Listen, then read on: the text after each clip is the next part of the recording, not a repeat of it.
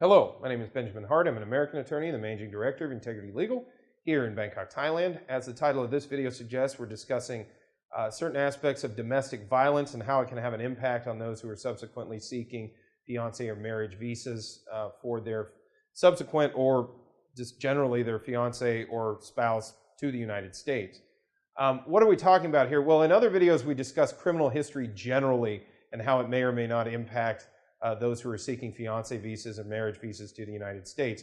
But in this video, we're discussing more specifically, and we're going to drill down further on domestic violence specifically. Now, to their credit, and they go out of their way to assiduously deal with the matter, the immigration apparatus that operates in the United States in terms of both the Department of Homeland Security as well as the Department of State, who processes visa applications abroad, for instance, here in Bangkok, Thailand, they take their role very, very seriously, especially with respect to possible violence in the household, domestic violence, for example. In fact, there are various aspects of the Violence Against Women Act that have a direct impact on the immigration process in multiple different ways. The immigration apparatus here at the embassy in Bangkok, I've seen them do handouts regarding VAWA and the statutory implications springing therefrom.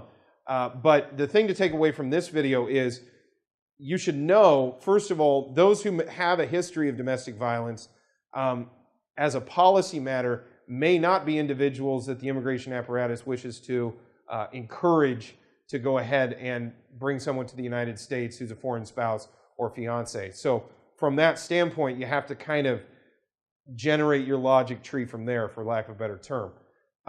The thing to take away from this is, first of all, a conviction for domestic violence may not necessarily be the threshold that specifically applies with respect to immigration. Prior arrest stemming from a domestic violence matter, or even lack of arrest, but just, for example, certain evidence that taken in the aggregate would lead one to possibly believe, at least in a circumstantial way, that domestic violence occurred. This could have an impact on one's ability to go ahead and seek a fiancé or a marriage visa. Again, it's going to depend on context greatly.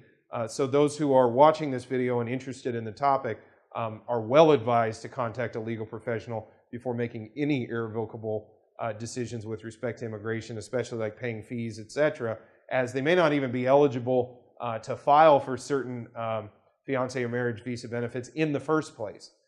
As noted, there are statutory rules under the Violence Against Women Act that have a specific impact on the immigration process. We've done other videos on this channel with respect to that. But as I said, authorities within the immigration apparatus, in certain ways, I won't say lax, but immaterial issues are not something they're going to get too bent out of shape about. I mean, they do want to see forms filled out correctly and properly and filed correctly.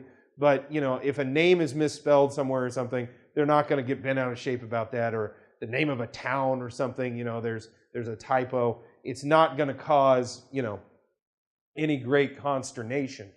VAWA, the act itself, as well as domestic violence matters in the context of fiancé and spousal immigration, is something that the apparatus considers very material. And I think that they are very assiduous in their application, not only of the law, but in scrutinizing the factual situation behind the case and undertaking their job in such a way to make certain that there's both equity and the processing of the case adheres to all aspects of the law as it applies to the immigration world.